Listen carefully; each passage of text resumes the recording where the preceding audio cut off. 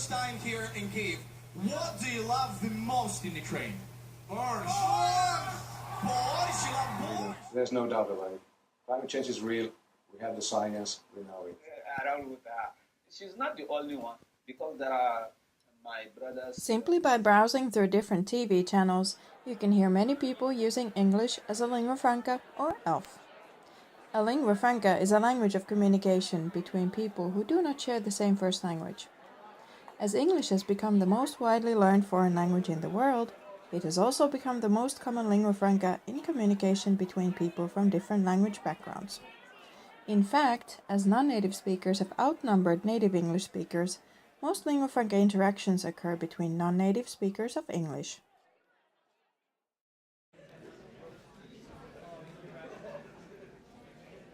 If you were taught English as a foreign language at school, you were probably told to choose between American or British English, that is, if you had a choice. But there are dozens of different dialects in the UK alone, so how can you make sure that the English that you speak is understood everywhere? Some studies show that in international contexts, speaking a native variety of English may actually cause miscommunication. So why are they still taught in schools? Researchers have found that speakers of English as a lingua franca are more readily aware of the possibility of miscommunication in intercultural contexts.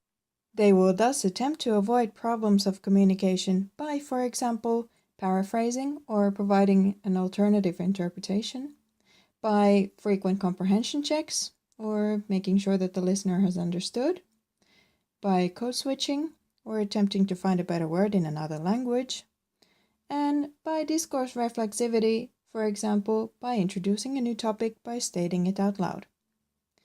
They are also prone to indicate clearly when they themselves are not understood, by, for example, repeating problematic words or asking for a clarification. Researchers of English as a lingua franca are interested in how English is used in communication that is not restricted by national borders or language backgrounds. They study, for example, what kinds of attitudes and perceptions speakers have toward English and what kinds of language identities ELF speakers have in relation to English. Some researchers are interested in how other languages are meshed into ELF communication and how the speaker's multilingualism manifests itself in their talk. Another interesting aspect of ELF research is pragmatics. What kinds of speech practices and communication strategies speakers use, and what is their influence on how successfully the speakers manage to communicate with each other. Other researchers are interested in pronunciation and prosody, or, for example, vocabulary and lexical choices. Today, many linguists worldwide explore English as a lingua franca in different contexts. These include international study and research, multinational businesses and trade, tourism, immigration contexts, language teaching, translation, internet communities, multilingual families and friendships, and so forth. Now, I would like you to think about the contexts in which you have used English as a lingua franca. Can you think of 5 such situations? Then, think about other contexts in which English is commonly used as a lingua franca. Can you think of 5 such occasions?